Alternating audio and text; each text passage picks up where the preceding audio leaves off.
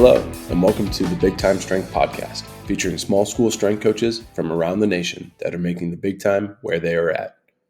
Before we get to the episode, we'd like to thank our sponsors that make this podcast possible. TeamBuildr is a strength and conditioning software that allows coaches to build training programs, create wellness questionnaires, access and track athlete data, and more. Athletes can log data using phones, tablets, or laptops and can watch exercise videos so they know exactly what to do. Coaches can use the tools within the platform to monitor athlete recovery and readiness. Be sure to sign up now with code BigTime and you will gain access to a 30-day free trial. This episode is also brought to you by Powerlift. Taking your athletic facility from concept to completion can be a challenge. It is Powerlift's goal to make the process as seamless as possible from start to finish. Their weight equipment is made from the toughest materials that can withstand excessive use from coaches and athletes for years to come.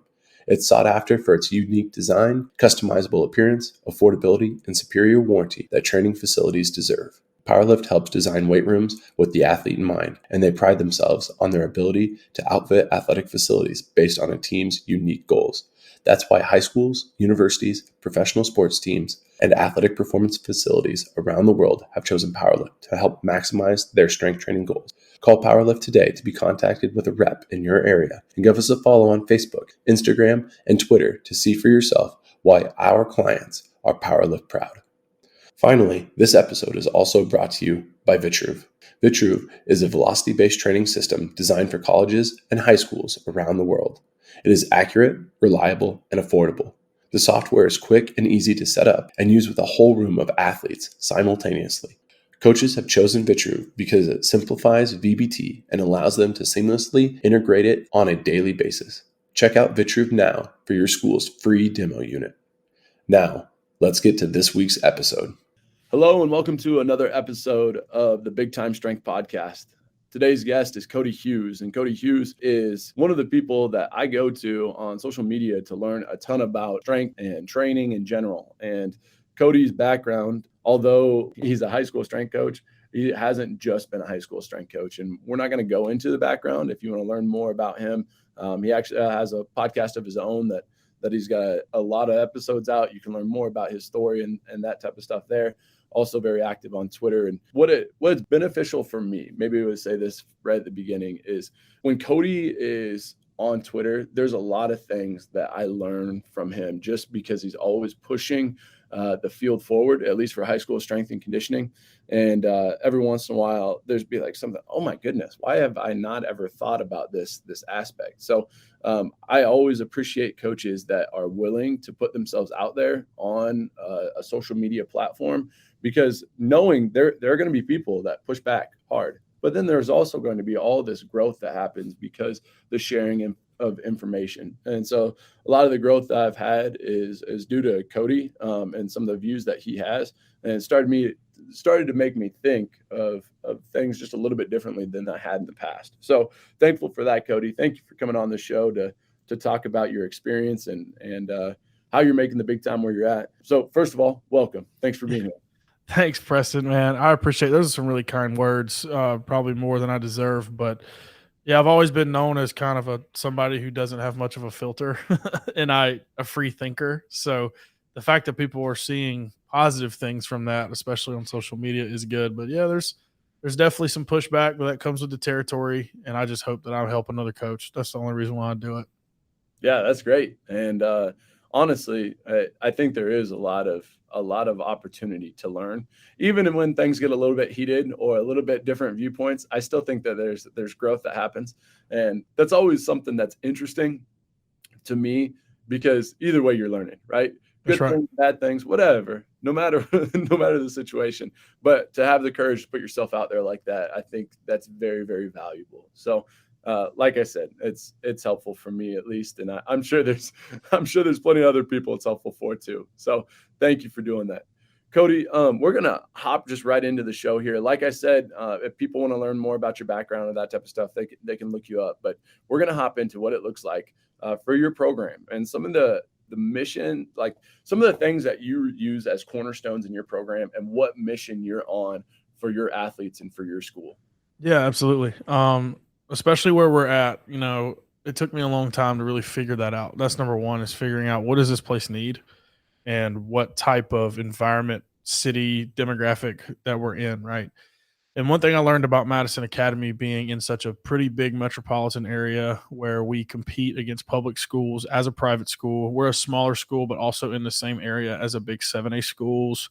That oftentimes we compete for kids, especially in admissions and, trying to get kids into school and such. And then once that happens, that creates quite a bit of turnover in our school. And sometimes you got kids coming in late all the time. I tell people that oftentimes I have to approach it sometimes a JUCO mentality, to where I'm going to catch kids as sophomores and juniors coming in and leaving quite a bit, because that's just the nature of, you've got a kid that's, pretty affluent and families looking for a better situation.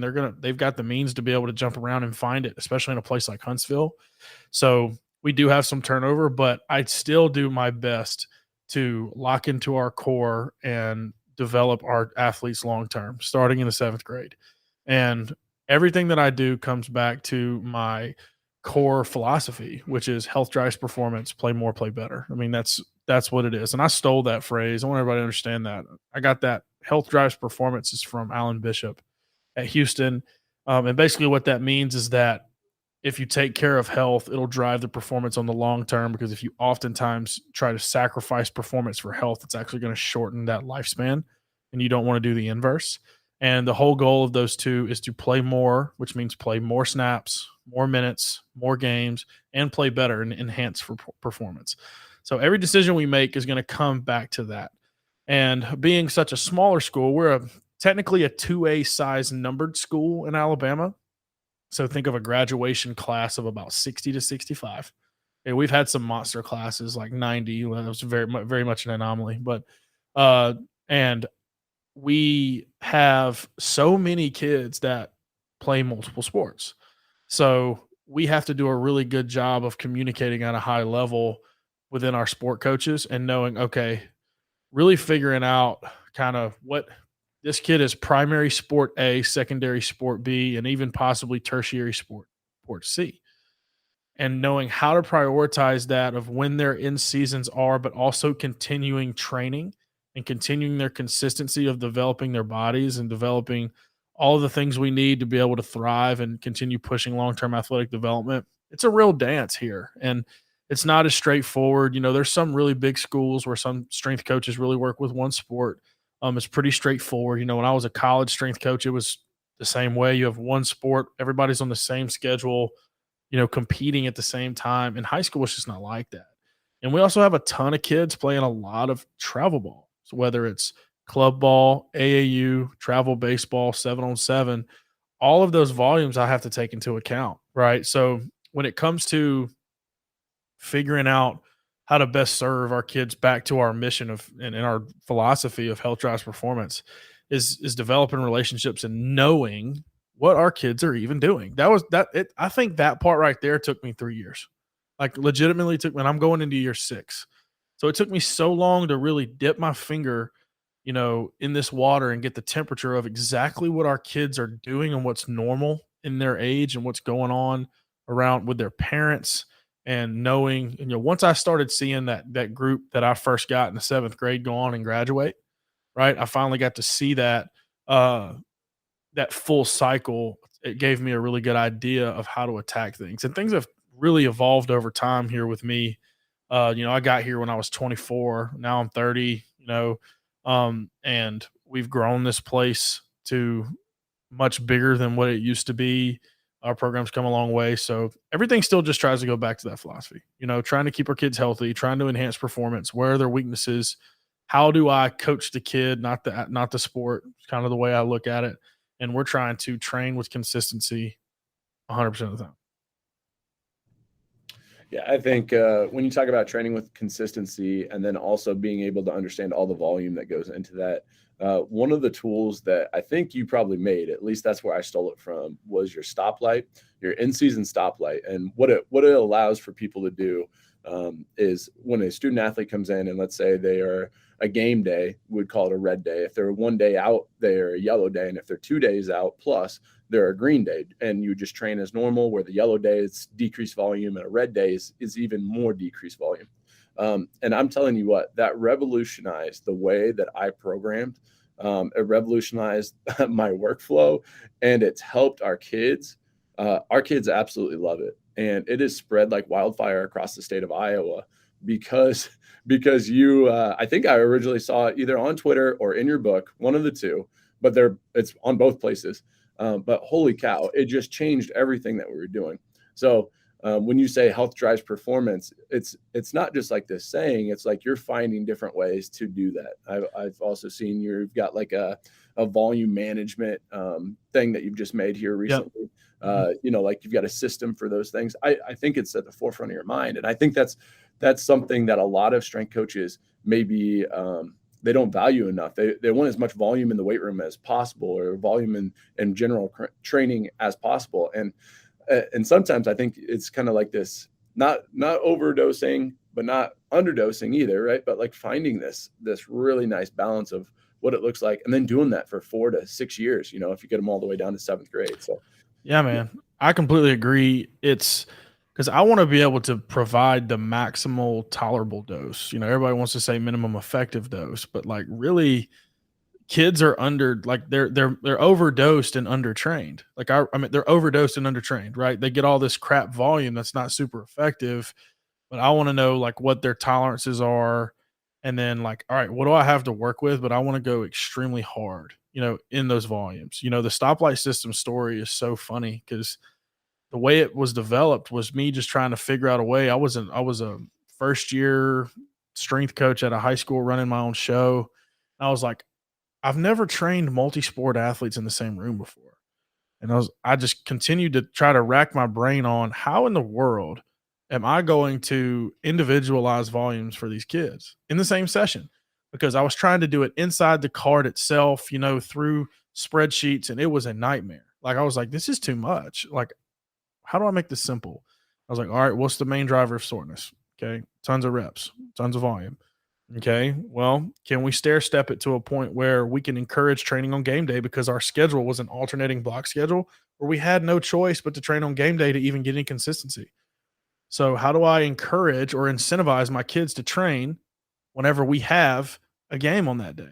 In my first year, I got some kickback because, like, oh, we got a game day, coach. Like, and after that year, you could ask any kid in our program now, since I've been here so long. Like, if I say, hey guys, we're lifting on a game day, and they go, yeah, what's different? Like, of course we are. Now, the only time we don't lift on game day is in playoffs, right? That's kind of how my stoplight actually bumps down a level that they don't see. I don't know a lot of people. I don't think I've talked about it a whole lot, but if we're in competitive playoff time, so like round one of the playoffs, it kind of bumps down one. So if I'm game day -1, I'm red. If I'm game day 2 or more, I'm yellow all the time. But if I'm game day of, we don't train, we go through mobility. Right. That's just kind of how we do in the play, because playoffs could be 4 weeks of your 52-week year. It's okay if we peak during that time and I don't lift, and I take that stressor away because they're already spazzing out because they're worried about performance, right? But I'm glad you mentioned that, because it's been very effective for us, and I'm glad I've shared it because I've heard the same success stories around a lot of different places, and it's honestly really surreal for me to think that it's had that much success across the high school setting. simple systems is where it's at, man. Once you find a system and you simplify it enough that a high school kid can implement it, then No doubt.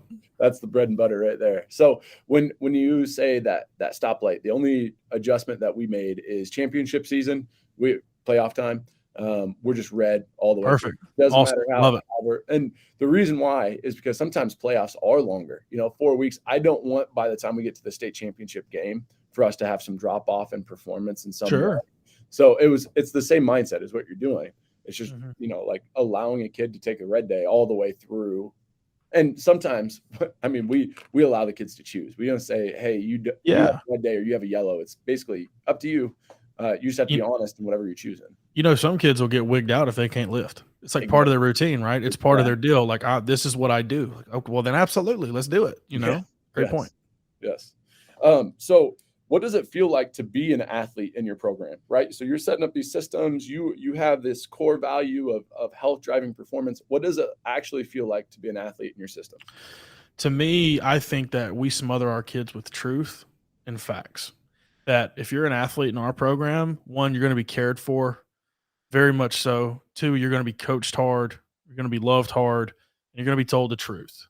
That's what I am driving, especially in our program, is kids get so just off kilter and so far from reality because of what they get pitched on social media and what they hear in the community from their peers that already have no perspective on what it takes to play college ball, what they run in their 40, what their squat maxes are. It gets further and further and further from reality as it comes down it's like the game of telephone, right? All these kids are talking and none of them are even close to the truth. None of them. They only care about trying to catch some clout. So, one, I'm trying to fight that narrative. Let me tell you the truth, right? Let me tell you, what a good let me tell you that a 4.75 40 in high school was blazing. Like, let me make sure I tell you that. Let me demonstrate that. Let me show you how. All right, I've got technology now that you cannot run from, right? And that's what was a huge part of me building and fundraising and going to bat for and constantly fighting to get as much technology in our program, not just to say we've got cool, fancy, bells and whistles, but to have reinforcement pieces that you cannot deny it unless you're just truly denying it and not acknowledging the one thing in front of your face that's telling you the truth, right? This includes tracking body weight regularly and average body weights, tracking body composition, tracking jumps, tracking sprints, tracking velocity on the bar, tracking attendance, tracking all these things that are like, listen, you say you want this, right? And this could be a spectrum from I want to play college ball to I want to make the varsity team. Okay, well, if you can't do X, X, Y, and Z, you can't hit the ball out of the infield. You can't move. You're not very fast, right? You're not strong enough. Okay, you can't compete in a contact sport like football, or you want to play down low for our basketball team, but you can't rebound because you can't move another human. All right, you're force deficient. Okay, that's fine. Here's our plan. This is what we do, and we cover all this. Now your behavior needs to turn and do that, right? So our kids receive that information all the time, and that reinforcement, it's always there. And I tell my kids all the time, I was like, it's you versus you. Like, compete against your peers all you want, but I want to see your personal progress. Like, I don't care if I've got a kid that is really big and out of shape and he's trying real hard. I've got a bunch of success stories of kids just like that, but they just keep showing up and they keep going hard, and I keep seeing success. I keep seeing progress. So I hope if I ask any of my kids, what is it like to be in my program? Like, well, Coach Hughes is going to tell us the truth. He's going to present us with a plan, and you'll know there is no shadow of a doubt whether or not you're getting better or not. And then it becomes absolutely evident, like, what are the keys to getting better? Paying attention, giving a ton of effort, and showing up consistently. If you'll do those things, Coach Hughes takes care of the rest. And that makes it easy. And I try to take the thinking out of it for them. There is no guesswork. I remember being a kid and because I was always a thinker now. I've always been a challenger of authority when it comes to something about thinking. I always thought I was smarter than everybody. I was a smart mouth kid. And, like, I'm working out and I'm always asking why all the time. I hate not to know why. You can ask my wife she calls me Mr. Googler. Like, you got to Google things all the time. Always wanting to know why. I remember wanting to know why we were doing certain things. And sometimes I didn't get a good answer back. I always got like, because I told you so, or something that wasn't real sharp on that. And now the standard in which we do things is kind of muddy. And now it's up for interpretation as well. And that's one thing I want to avoid is I don't want things up for interpretation. I want things simple and clear, crystal clear. Does everybody understand this is what we're trying to do? Right? And then ask questions if you don't understand. Because once we all are crystal clear on the standard of execution and what it takes to do the things we say we want to do, and then your behavior does not match that, you're going to be held accountable. And then there's no arguing. There's absolutely nowhere to hide. So I smother my kids with facts, smother them with the truth, smother them with love, and then challenge them to show up again. That's what I'm trying to do. And then turn around and I say these two things. all the time. Our two big, I would say, behavior values are courage and humility. And it's like, well, what does that mean? Okay. The standard is part of what we're trying to achieve, but we are human and we are not always going to uphold the standard. It's always going to flow back and forth from, this guy or girl holds the standard one day, someone fell below. Well, it's going to switch another day. It's going to happen. Well, if we're teammates and we care about each other, I care about you, you care about me. And I tell my kids this goes for me too. Like they can check me, that you need to have the courage to, one, hold the line, hold the standard, but you also need courage enough to check your peer, okay, to let them know that the standard's not being met and not take it personal. And then second, you need to have the humility to be willing to be coached by your peers and admit when the standard was dropped, and then jump in and attack and fix it. Because if we all understand that the standard doesn't mean personal, and we get away from the personal attack of the standard, and we're just always trying to both build each other up to get back to the standard, and sometimes that requires hard conversations, really tough situations where we have to really get down to the nitty gritty of why we're not behaving in the way that we say we want to achieve something. Right? This is the required behavior, and once you get to that point, kids they have nowhere to go, so then they make a decision. They make a decision to step it up, or they quit. And we obviously never want that to happen. Like I never want a kid to quit. I'm like, look, no, the whole point of this is not to win the game in here. It's to keep playing it. Right. The whole point of of training is to keep playing, like keep showing up. It'll happen. Because if you quit, it's a guaranteed it won't. And that's the culture that I have put my blood, sweat, and tears in building here at Madison Academy, going on 6 years. And now it's so fun to watch, Preston, because it's kids will jump in and everybody's like, this is how we do things. And new kids they just jump in and figure it out. Now, it took a ton of work to get there. I mean, it took a ton of work. I can't even explain how much work it took to get there, but I didn't do it by myself. I have unbelievable head coaches that are in here, unbelievable administration. I've got a setup that is, I think, literally a unicorn of just support staff and people that have our back and give us the resources to do this. And now it's starting to get really, really fun. That's awesome. And I think one of the things that stands out to me there is one of your phrases was you want it simple and clear, like the idea of the standard or the expectation of how you're going to execute something or whatever that is. The simplicity and the clarity is where it's at, right? And even when you're explaining that to us, when you're explaining that to me, it's simple, it's clear, and it makes sense, right? The courage and the humility. That's what we need to be able to succeed. I think a lot of times that's like wrapped up into one. And the talks that we do is the idea of growth mindset, right? It's both courage to be able to know that there's always growth to be had, and if we're not there, it's not there yet, and then the other aspect of it is like, okay, the humility to know that we're going to fail, right? And when we fail, the idea is that we want to bounce back, and bounce back better. 100%. And so I think being able to reiterate it just like you did there, that's something that I want to be able to talk to our kids about in another way, right? Like it's another way to get this point across. I love that. And then I think that good coaches, Preston, do that. Like find different ways to say the same message. Like, because you never know when it's going to take a different angle to resonate with a different kid, with a different personality. Good coaches know how to do that so well. Absolutely. I really truly believe that like the messages that we want to send to kids by and large are they're very simple, and it's pretty straightforward, right? But finding ways to get that point across and to actually hold the standard is the hard part. Like what you were talking about, where you said it was so hard in the beginning, it's the holding of the standard over and over and over. And here's something that this is the path that I'm on right now. Sometimes I wish I was in year one again, because I almost lived for this battle of waking up and knowing that it was going to be really, really hard, but it would be worth it. Right. Yeah. And now we've gotten to the point where this is the way we do things. And you just said it's really, really fun. And it is really, really fun. But now like I'm like searching for that challenge again of what it looks like to just battle for something that that you think is so important, right? For sure. Absolutely. So that's a side thing, but it is really fun. So let me encourage any coach out there right now that's in the beginning process of putting together your high school strength and speed program, or whatever you want to call it. I'm telling you, it is really fun.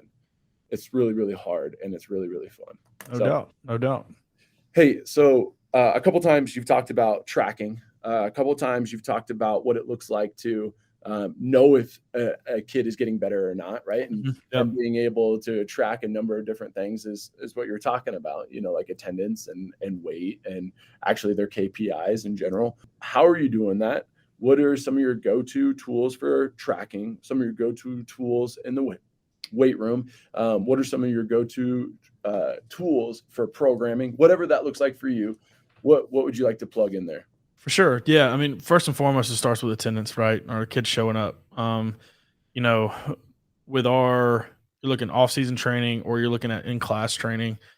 I mean, it's easy to be able to track if you've got something that you can do, whether it's pen and paper, or you've got a spreadsheet, or you've got a software, whatever it is. Like, I want to know how many sessions a kid showed up in a year, right? I mean, that's still going to be the number one telltale sign, like, our kids showing up.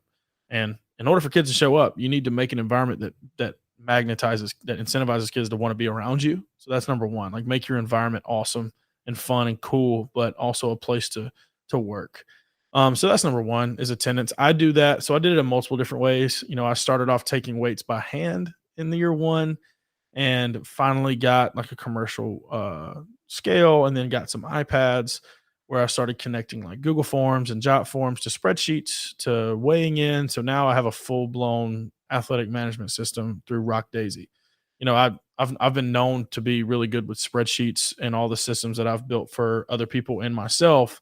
And all that's good and great, but it got so to the point where I couldn't handle what I wanted to do vision wise, and decided to adopt a true AMS, which is an athlete management system through Rock Daisy, which is an unbelievable system, by the way. If you guys want to look into it, it just manages your data for you and then visualizes it to a way that all coaches can understand. So attendance is one. Body weight's two. Body weight tells a story, but it doesn't tell you exactly the story, right? Whether it's gain, lose, stay the same. I like to look at it for a couple of reasons. One, where are we trending? If we have a lot of kids losing weight, what's happening, right? Or do we have a ton of games that week? Where's the stress? Are we near finals? Are we near midterms? That could be a stressor. That way I can, if I need to let somebody know something's going on, right? If we have a ton of gain weight, I can have a conversation. Hey, are you okay? And you've got some sports too where we've got goals, body comp goals, to be able to get where we want to get. And some kids want to play position. So that's just another reinforcement. As far as the metrics that I value, okay, and this could go on a tangent, so be ready, is I started off as a young strength coach doing what most strength coaches do, establishing a max, working off percentages, right? And as I learned at the high school level, that skill capabilities are going to limit even trying to get to high loads in the first place, and it reinforces bad movement. So once I realized that, okay, maxing a kid is just not a very good idea, because honestly, it just doesn't tell you much, right? It doesn't tell you much, because you're going to teach the kid to be a better lifter in the first place, and they're going to be able to show strength in other ways. And that strength in a barbell isn't what defines us when we're trying to increase athletic performance. So I don't really look at maximum strength as far as a 1 rep max anymore. Now, that doesn't mean we don't lift heavy. The story of how I've tracked that over time, okay, is like in my first couple years, I wanted to find a way to estimate it as close as I could, to have numbers to work off of, because I was purely percentage based for the first 4 years.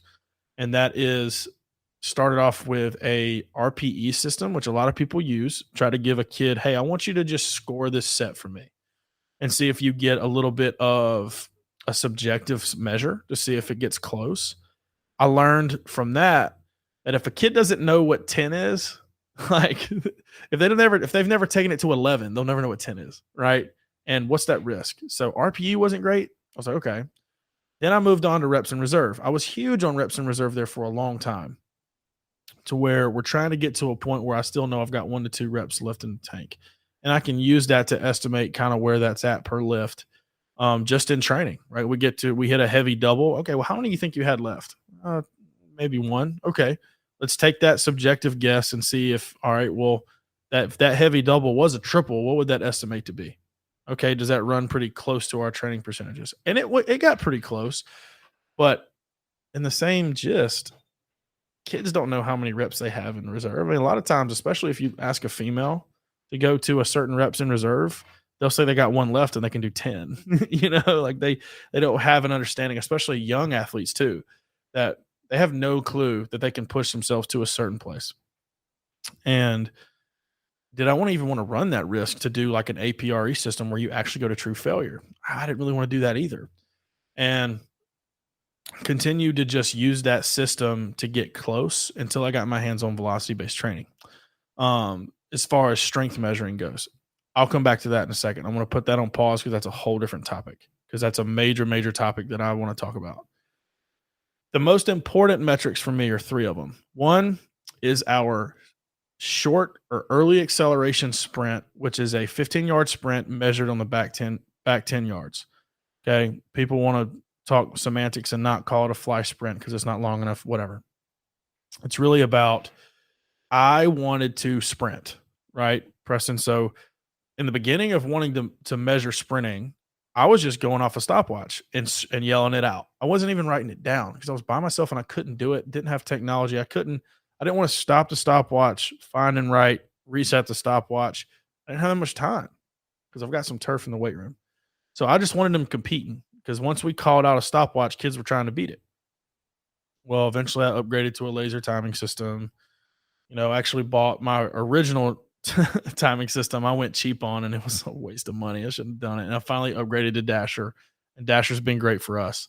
And gone from just trying to sprint 0 to 10 to eventually landing on this 15-yard sprint where you have a 5-yard head start, and then the clock starts at 5 yards and then ends at 15. And that's when this whole craze, Tony Holler started talking about, record, rank, and publish.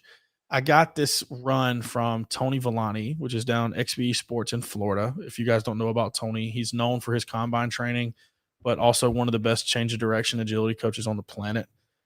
He coaches some of the best NFL players year round, and I call him a close friend of mine, and thankful to call him a friend.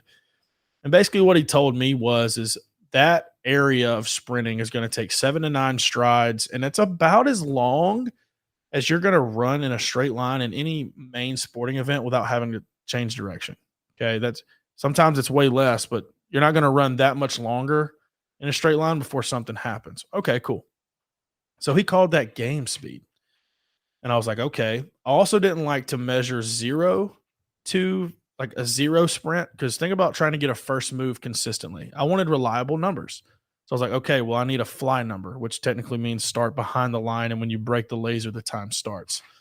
So I was like, okay, I'm going to run with it. And I've probably I'm pushing 10,000 data points on that run now. So I'm pretty well versed in that area of what's good and what's not. So I like that run a lot too, because you have to be relatively strong to put up a good number there. You don't necessarily have to be fast as far as top end speed, because the numbers are going to be a lot closer than you think, because it's not much space. But in order to move your body, you've got to be relatively strong in your legs to get yourself down the track fast enough in that short amount of time. So I decided to use that sprint number and create a momentum metric. Okay. If you understand what momentum is the actual physics momentum formula, okay, is mass times velocity. Okay, mass in kilograms times velocity in meters per second. The metric system, right? Yeah, we don't use it. So we have to make all these conversions. So I would convert body weight, because I would track body weight on average. Okay. So I would have a weekly average body weight number. Okay. Convert that to kilos. I would take my 2 fastest times for that week. And so I would we get probably 4 to 6 sprints, because we do at least 2 reps per training session, and we get them pretty fast. And I just write them down as it's popping up on the iPad, and I put in the data later. And I take their 2 fastest times they had that week, average those numbers, and that gives me 1 weekly number. Okay. Now I convert that to meters per second. All right. Now I've got kilos times meters per second, and that gives you a momentum number of basically saying how fast or how much force are you getting your mass down the track, right? If you're really, it really helps big guys, because if you're heavy, you're not going to run as fast, but they're understanding what it takes to get that much mass in motion. That's important in sport, very much so, especially collision sports. And knowing, all right, your body type is this mass, you need to be able to get to this momentum number to have a chance to produce enough force to play, right? Now, you've got some kids that are more talented that don't produce as much momentum. Well, that's because they're really skilled. So there's a lot of different things, and that comes back to training the kid, not the sport, right? I'm trying to enhance your qualities. So I've tracked that now. That's like my number one metric is, all right, where's your momentum going? Okay, and how do we look at it from your body weight and your body comp standpoint? Body comp's hard because I'm not a nutritionist and I don't have a nutritionist. And it's just trying to have good conversations to try to increase body composition with good habits, right? And then training hard, you may see a bicep vein pop and then the kid's like all about it. I mean, how many times does that happen, right? So all these things, right? So I've talked from body weight, body comp. We'll talk velocity-based training and how I track strength now, but my journey there, the speed part, okay? We also do like true actual max velocity training in off-season sessions, so we don't really do that in our class sessions. So I've got that. I used a jump map for a long time, right, to use vertical jumping, and then you can use kind of the same metric as momentum. You can use Swanson's power index, which is the square root of vert in inches times the square root of body weight in pounds. And that'll give you a 0 to 100 power metric of how well do you displace your body mass vertically based on your body mass. And obviously it takes a lot more force to get a heavier mass into the air, right? And I remember we used this metric when I was in college. I think I saw it at Mississippi State first. And like, they were like, we want all of our guys to be 80 or above to be explosive. And I was like, that's a really cool metric, and I was trying to convert that to high school, and it's about 70. But now we've really grown all of those metrics now. And I've got some technology pieces that not a lot of people have. One is force plates, right? I'm not going to talk a ton about them because not a lot of people have them. But understanding, takeoff strategies and peak forces. We use isometric mid-thigh-pull now as an actual strength metric and peak force metric that's extremely safe, but you can do it at a really high intensity level. It's really hard to get hurt doing an isometric if you're in a really good position. And then we have a shred mill, okay, which was created by Tony Villani and XBE Sports, where we can train sprinting and actually quantify resisted sprinting inside. Call it your poor man's 1080 sprint. But it's not cheap. It's not technically a poor man's item, but excellent tool to teach sprinting. And then we've outfitted our room with Vitru velocity-based training units. I actually demoed all of the high toys. I just got really lucky and connected with some people. And I got to, for 3 months, I was running a perch unit, elite form unit, a gym aware unit, and a Vitruve unit all in the same session. Figure out which one I liked best. And I went with Vitruve as kind of an all-around. I like that unit the best, not just from a cost standpoint, but from a flow standpoint. And those guys, Iker and those guys at Vitruve, are unbelievable if you're looking for a VBT device. So Sponsor. I know that was do what? Sponsor plug right there. Oh yeah. Shout out Vitruve. But there we go. So that was long-winded, but I know that. And then we've also got GPS, right? We got GPS for our football guys, and we're looking at a lot of different things. I look at things because I'm a complete nerd, and a lot of you guys might not care. like I don't have time to look at all these crazy metrics. It's fun for me. It's just what I do. I try to translate it to our sports. I'm trying to create dashboards that our coaches can look at, right? Coaches care about, a lot of times they look at body weight. They want to know their vert. They want to know how fast they're running. They want to know their attendance. Body comps going where, because a lot of coaches are like, what's he weighing? Like, we got to get him here, got to get him there, trying to lose some weight, trying to get our body looking better. We want this guy to play on the line, or we want to get some more mass on him. Cool. And then quantifying those things and then trying to cross-reference it with attendance. Okay, why isn't so-and-so doing this? Coach, he hasn't come. That protects my job too. Like, hey, You're going to hold his feet to the fire? I mean, it's not my job to get him to show up. I try to, So all of those things wrapped into one and constantly getting them exposed to those. Like, for example, I was talking about the 2 best times that they sprint every week. Remember I was talking about that? So on their training card, actually, do I have one? Yeah, I've got one in my hand here. You can't really see it that well because there's none on here. This is a blank sheet. You see that big 0 at the bottom? It says like laser goal. So I'll track their rolling average, their 3-week rolling average of their time on that run. And I'll have like, all right, your rolling average, this is your average number. And in order for you to show trends of getting faster, you have to run faster than that average. That's just math. It's not hard. Okay, so here's your goal. You're trying to beat it. And I've got it on my sheet too when they're running. I've got name, their rolling average, and then I've got the iPad. And I'll let them know every time if they're above it or below it. Like, oh, that was it. And a lot of times it's just effort. Like kids are just halfway doing it. Like you got to focus, man. You got to be intentional if you want to get better, if you want to grow, if you want to continue development. And constantly preaching that message is what drives the metrics, right? Behavior drives the metrics. Coaching your face off will drive those metrics. Metrics are cool. They don't mean nothing if you can't intervene. Like you got to have intervention. You got to have change. So, yep. And I look at it this way, and I'll leave you with this before we can get into some VBT stuff. I look at it like a GPS. Step 1, find your location.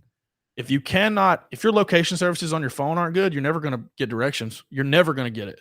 And most kids are living in fantasy land. They have no idea. They have nobody in their life telling them the truth, including their parents.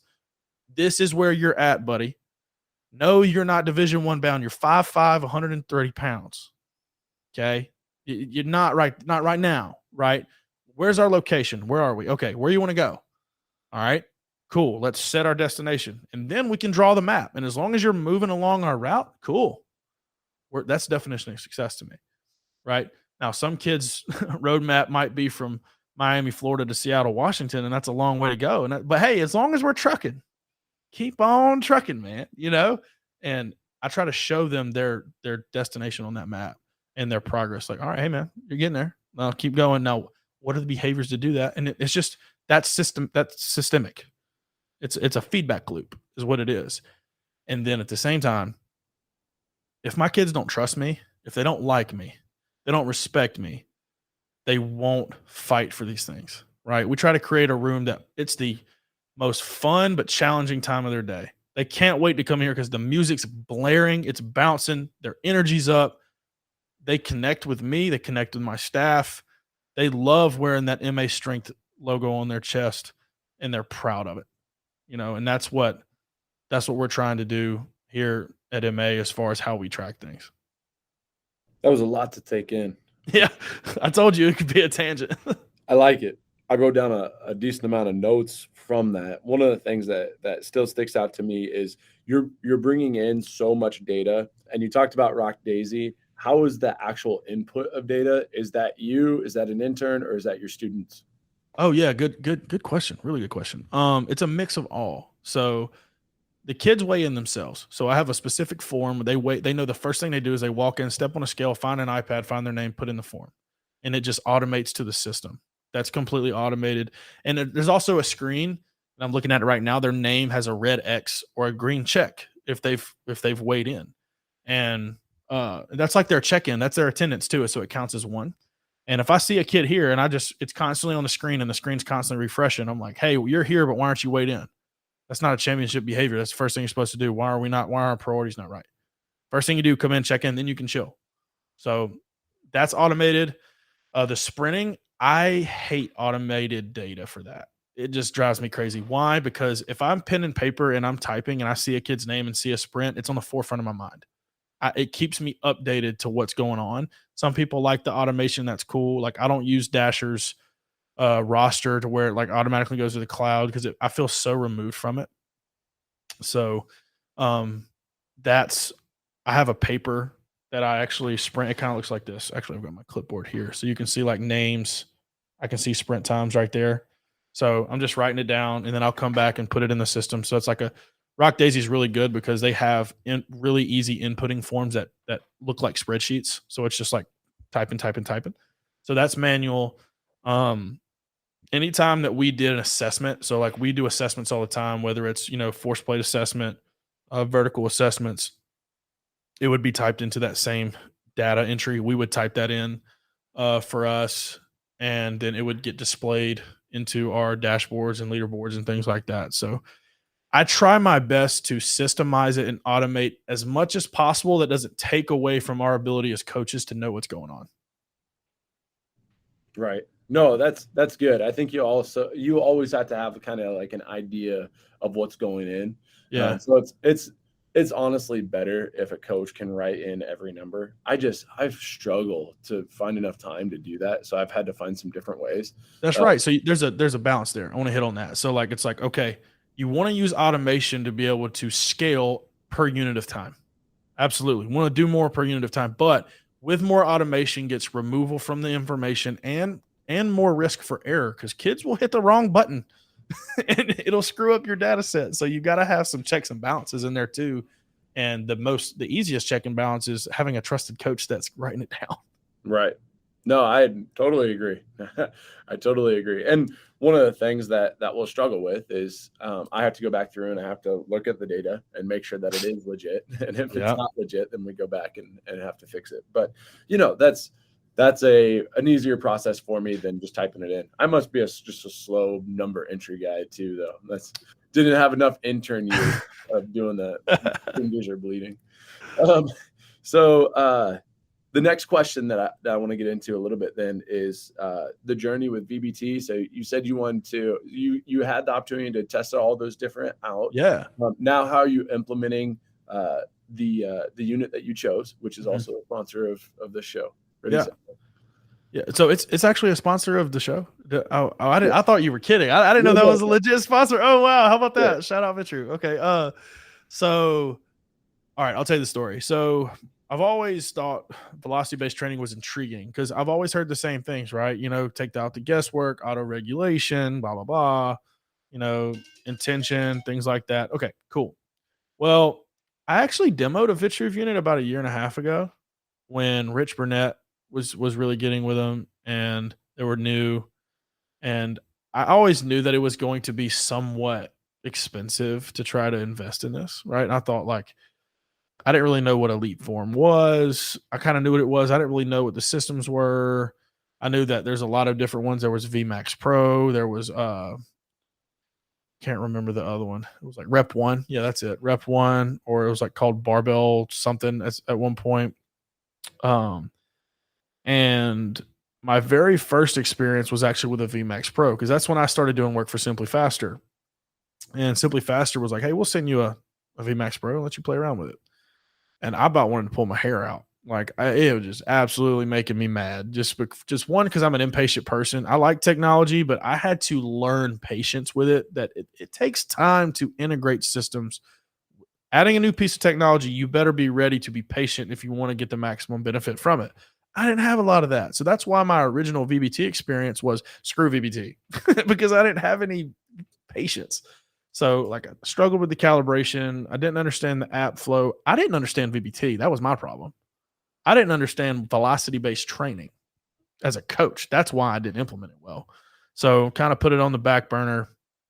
Got a Vitruve unit a year later, demo unit, kind of the same way. I'm over here blaming the device when really it was coach here, right? User error, right? It's not the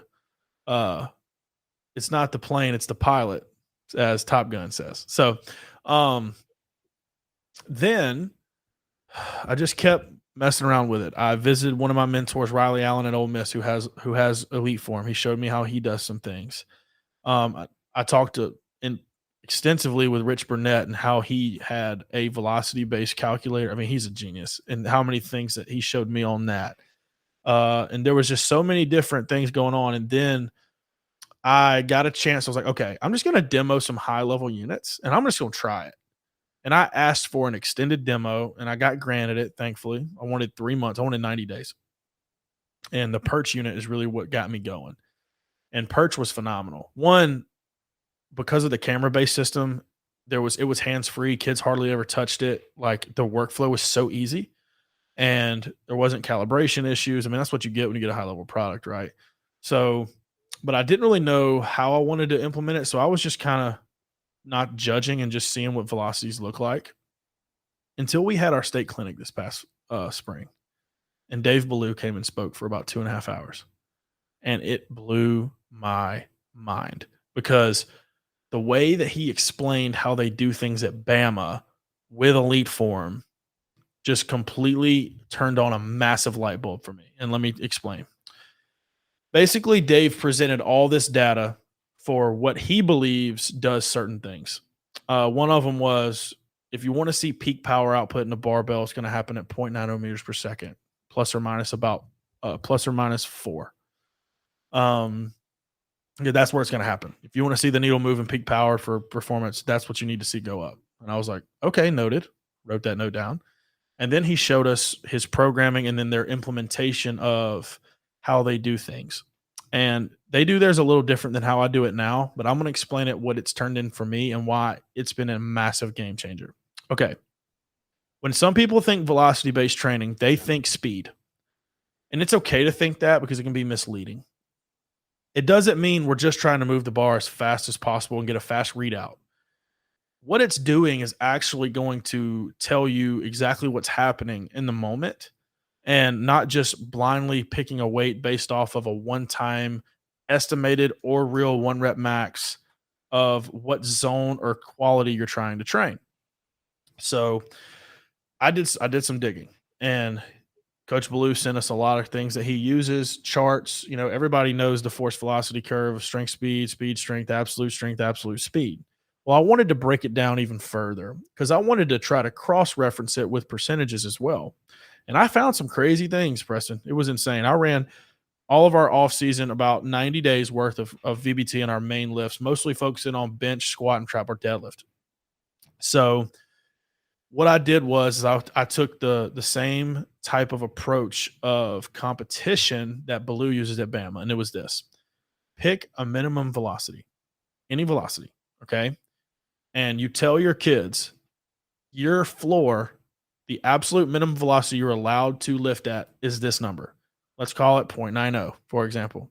So, all right, now lift absolutely as heavy as the freaking possible, but you can't go below that number, okay? All right. Well, what if you're hitting really high? He goes, okay. We tell our kids at Bama, all right, you want to lift more weight, right? Yes, sir. All right. Well, the only way you're getting bumped is if you hit a threshold. Like, okay, 0.90 is where we want to be. Okay. If you hit 1.0, you get bumped 10 pounds. And the kids are begging to be bumped 10 pounds. So they're competing their tails off to get that 10, get above 10 of the minimum of the floor. He goes, now if you get below, you got to go down. And everybody in here is gonna absolutely flame you. Like, why are we going down? Well, I took that approach and I went with it and it's turned into this.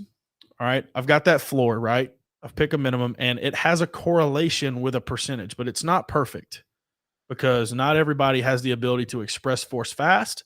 And some people won't quite get to the high numbers that they're estimating because they don't quite have the barbell skill or the maximal force. It comes in quality types, fiber types, body types, leverages. I mean, there's a lot of different options, right? A lot of different variables, but it doesn't matter.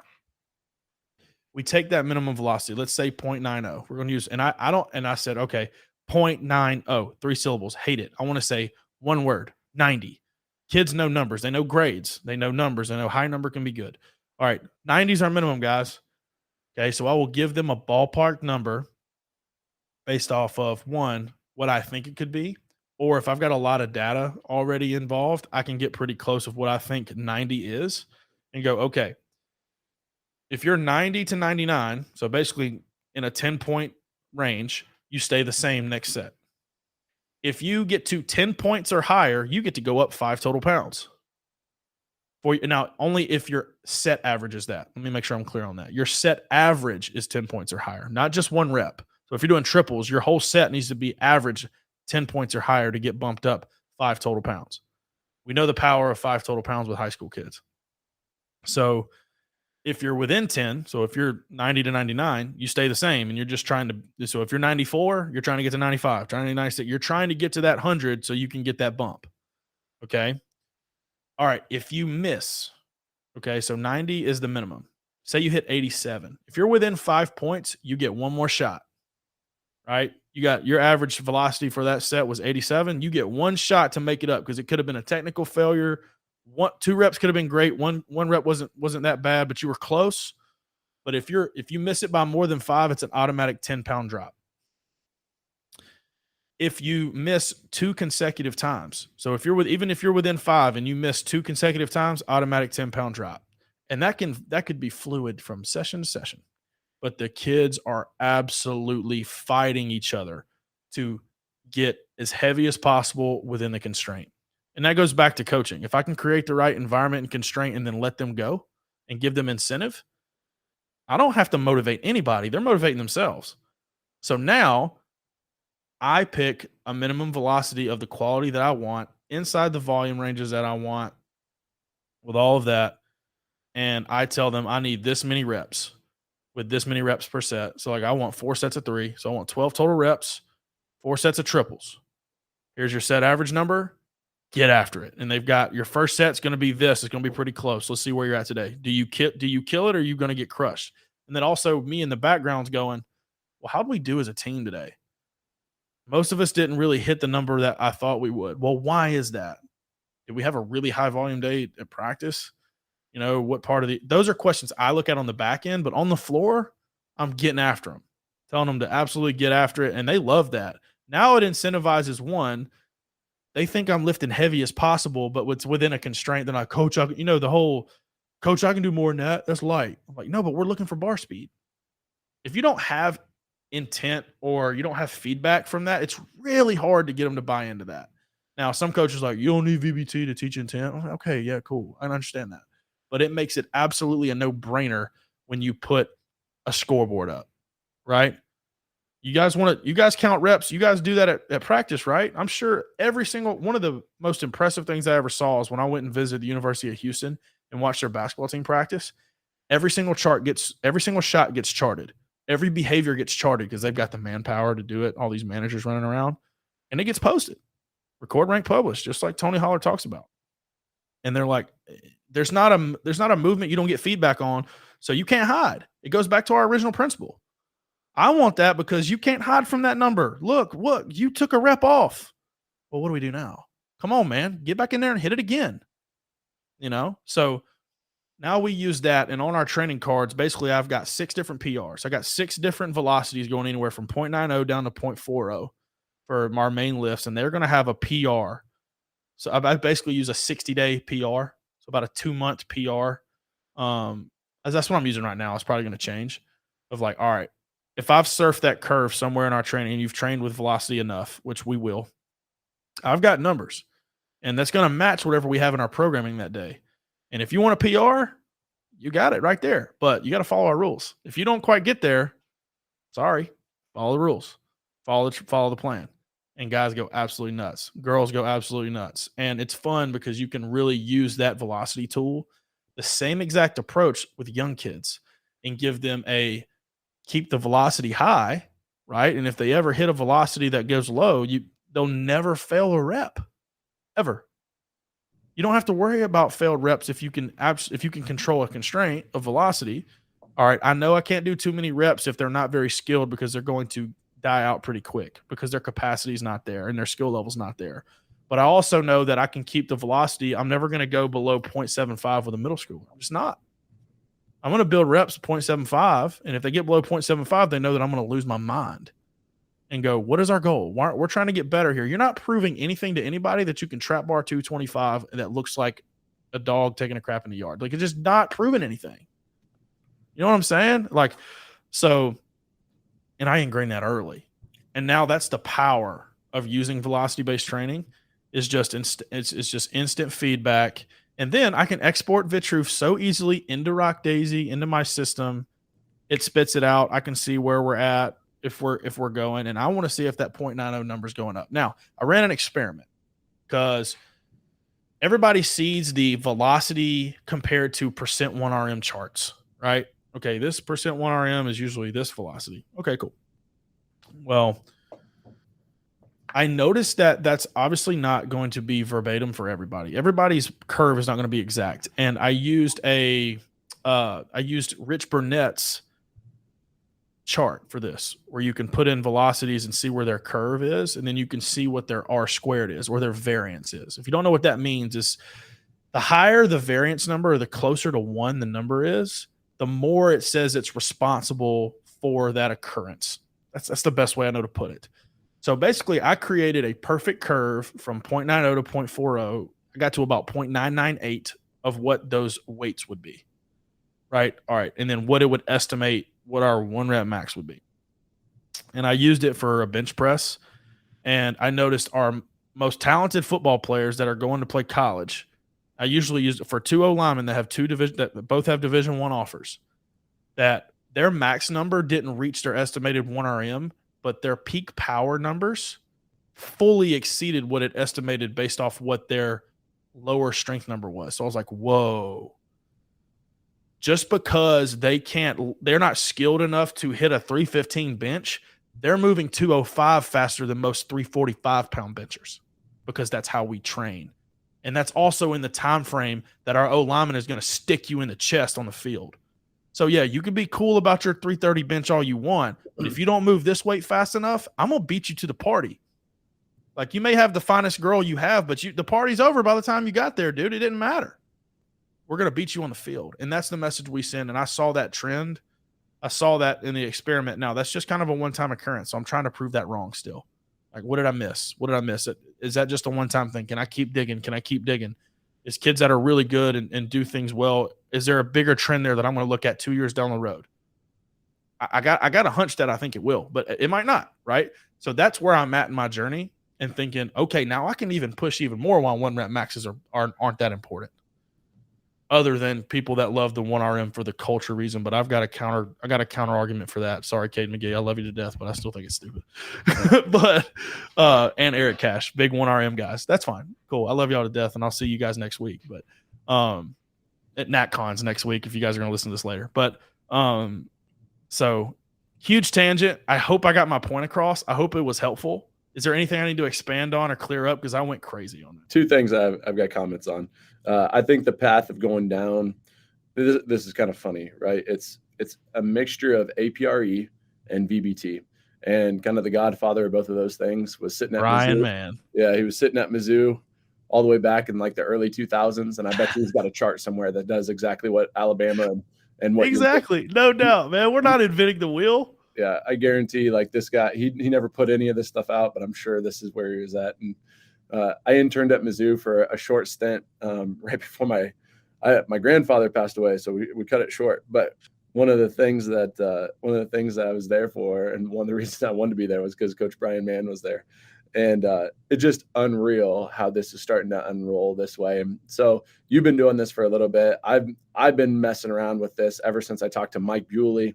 A little bit before then, I was trying to figure out how can I merge VBT and APRE, because I've been doing APRE for the last 6 years, right? With a modified approach, and the last 10 years from the original VBT, the original APRE. And so it started how can I get this to actually work? Used Tendos at Mizzou, didn't have them at Northwest Missouri State, then got them, but it was push bands were okay, but they weren't great. Right. So then finally got Vitruve, and just game changer, absolute game changer. So then we're like, okay, what does this actually look like? So I think eventually you're going to see this APRE plus VBT. I don't know what you end up calling it, but it's going to be it's going to be a thing here pretty soon. We're doing a very similar makeup of you. I like, once again, you simplify and you clarify really well. I think that's one of your strengths, simplifying and clarifying, because you changed it from 0.90 to 90. Yep. That's just a small thing, but it does matter, right? And now these become points rather than decimals, right? Exactly. I think it's just another way to gamify in a kid's mind, because that's what I want. I want kids to play the game.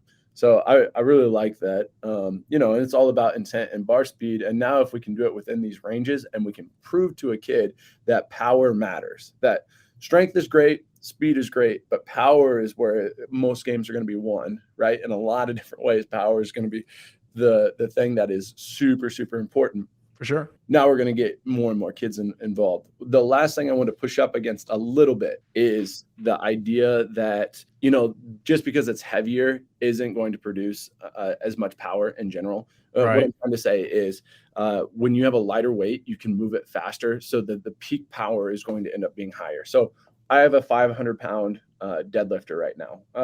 He can do it for reps, like 8 to 10 reps, and his body weight is fairly low, right? So this guy is a powerful dude. So he moves that fairly well, like what I would say is pretty smooth, right? And then he drops down to whatever we want to put it at, and it's going to be obvious that he can produce a heck of a lot more power at that lower weight. And that's true across the board. Is there any value? So my only pushback is there any value in training up where he can keep on pushing, and is there any benefit in that? And I understand like a play happens like this, and I listen to Joey G, and I listen to you, and I listen to Bama. I get this thought process, but for him to be able to keep on raising the ceiling, will that eventually turn it into more power also? What's your great question? That's an excellent question. I'm glad you said that because this helps me clarify this. So look at it this way. Let's think Louis Simmons West Side Barbell. Almost a king of dynamic effort, right? That 50%, 45% fast triples looking at certain velocities. They were training for powerlifting. So to them, power training was only worth our time and our energy if it helped gain strength and numbers to our total. We do the literal opposite. You need strength. You need force because power, right, is force times velocity. All right. So if you don't have force, it's really hard to create power. Okay. And we need to train strength and only put our energy in that type of strength if it's helping power go up. Does that make sense? So that does not mean I'm not saying that you don't train strength, right? I'm saying that I'm using power as my holy grail assessment of are we going in the right direction? Because sometimes if power starts to stagnate, that doesn't necessarily mean more speed. You ain't strong enough. You need more force, right? A lot of times that happens with our weaker kids. Yeah. Right. But that's rare, right? Usually it's always a seesaw. So it's all right. I trained in a strength block. Right. Our 0.90 number went up. Right. But still, if you want to move fast, sport happens fast. So that's specificity number one. Right. We need to be able to contract fast enough in game and in training, in plyometrics, in sprinting to be able to do that. So that is my number one priority. And just because my max number didn't go up, I don't care because I'm not training power to get strength to go up. I'm training strength to make power go up. Right. That's exactly right. And so I guess maybe if I take it another step further, where my mind actually goes is how valuable is it to keep on going upward when the speed goes lower and lower, right? So I understand surfing the curve. I truly do. And you kind of just said that you're against a 1 rep max. I understand where that's at too. We don't with an asterisk. Yeah, we don't really 1 rep max that often either, especially in particular lifts. But, how much value is there for a high schooler to go lower than 0.30 or something to that effect? Like, I don't know where that range is at. It's different for every person, slightly, plus or minus, whatever you say, That's right. 0.05 or whatever it is. But how often should we be in that zone? And that's more of a programming thing, right? Sure. And that's really going back and me just studying more. But if you're going to kind of have a thought on that, where are you going with it? Yeah, I do. My original thought was 0.50 because I thought that came out to about 87%. Because I want training reps. I don't want assessment reps on a strength. I don't care about strength assessment reps that much. Now, I do like to press the issue. I like to run up to the edge every once in a while just to see where you're at. Because at the end of the day, like if I've got good barbell skill to lock in to create leverages, that's going to transfer to the power side too. Because we don't want to make great lifters, but we need enough lifting skill to be able to produce power and get power output, right? So, and lifting heavy exposes technical issues, right? So sometimes you got to push that edge a little bit to see where we're at. I've pushed it down to 0.40, and obviously it's different. Squat's going to be my highest because it's a little more technical. You don't have as much leverage, but deadlift and bench is going to be, you can go a little bit lower on your speed and still get a rep, depending on how skilled you are, right? The more skilled you are, some guys can go 0.16 and still get the rep, and it's really slow. But I cut off when I talk about using estimations or my curve, that 0.998 R squared I was talking about, 0.35 is the number that I use. 0.35 is the number I use estimation, but I don't train lower than 0.40. Like if we go below 0.40, I kind of cut it off. Okay. And sometimes kids will hit 0.55 and then turn around and hit 0.32 just because they're not that skilled or they're gassed or they make one small mistake that can be devastating, because that's what happens when you lift really heavy. It starts trying to promote barbell skill over and over and over and over again, and then evaluating the ability of strength based off barbell skill when we don't even play that sport, right? So I feel like I'm getting further and further and further away from what I'm training for in the first place, and then I'm giving that kid feedback on if he's good or not. Right. Absolutely. I don't want to tell a kid. That's where I feel like kids got all this value of I squat this. Okay, what does that look like? But do you play on the field? Oh, he's going to be a player. Look at him move in the weight room. God, I hate that phrase. Yeah. Like, no, he's going to be a player. Did you see him play? Okay, now the weight room accentuates that. It's not the other way around. Does that make sense? Totally. Yeah. Yep. I like it. That thing of figuring out where this looks like for a freshman. This is the first time you walk into the weight room, all the way through a senior who you feel like, I mean, over 4 years of development, but there's still so much right that to still like their training age is still only 4 years, like it's so interesting. And it's so much like all the literature that people read and the people that we're learning from are working with like the best athletes in the world. Right. Or the literature is a group of 10 people, and we're working with 270 to 300 in a day quickly, Right. So all these circumstances are just slightly different, and just trying to get it to fit to your situation is still always exciting and fun and challenging, I guess, too. No doubt. I agree. All right, man. So let's come to the end of the show here. Okay. Okay, This is for so sure. much awesome content.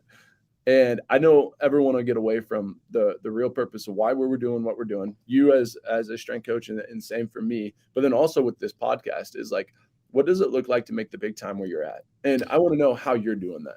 Yeah, absolutely. I actually had a problem with that for a while. When I was a college strength coach, all I had on my mind was next step, next ladder. And I wanted to be a Division I SEC head football strength coach was what I wanted to do, and I saw what that was, and I saw how it affected my work. And it took me getting to here at the high school level and seeing a deeper meaning and a deeper reach, and realizing that I wasn't going to make progress if I wasn't present. I mean, period, and I was by myself on an island, and here's your department. What are you going to do? And it took a lot of frustration the first couple of years, because I was judging myself based on what the program currently was versus what I was building. Right. So I realized that it took dedication and patience, watering that soil, watering that plant just because I didn't see any fruit.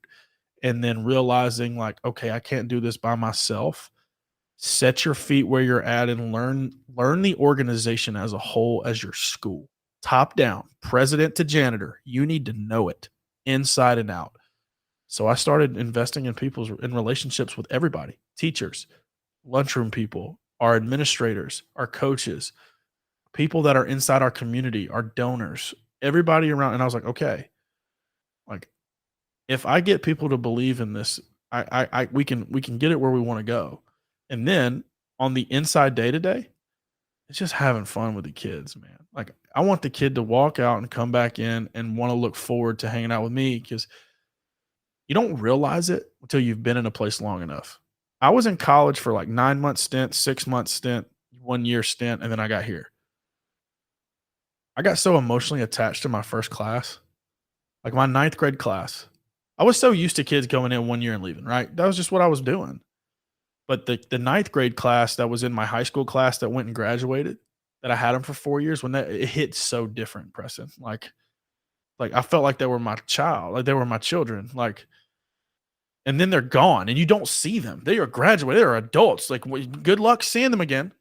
You're going to see them if they pop in once a year, maybe. And you're like, oh my gosh, like I have an opportunity here.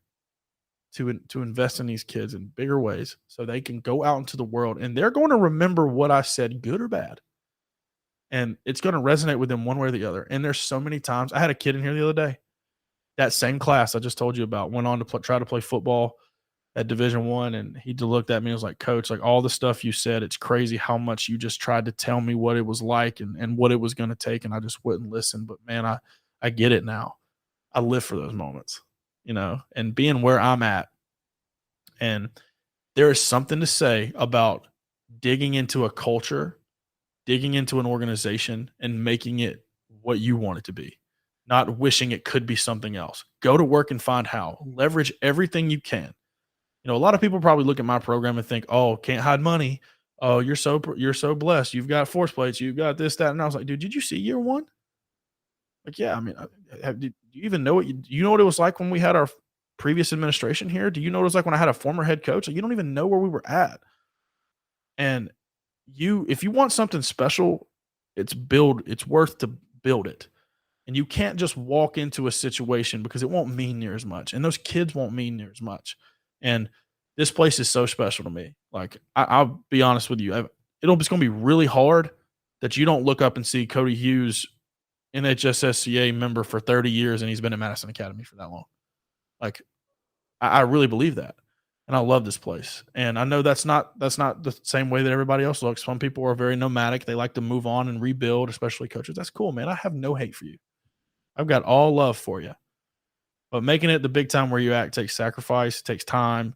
And if you get it the way you want it to go, man, it's completely worth it. Totally. That's great. When coaches settle on, and it's not settling, but when they finally settle into this idea, I'm gonna give everything I got right where I'm at, it changes everything.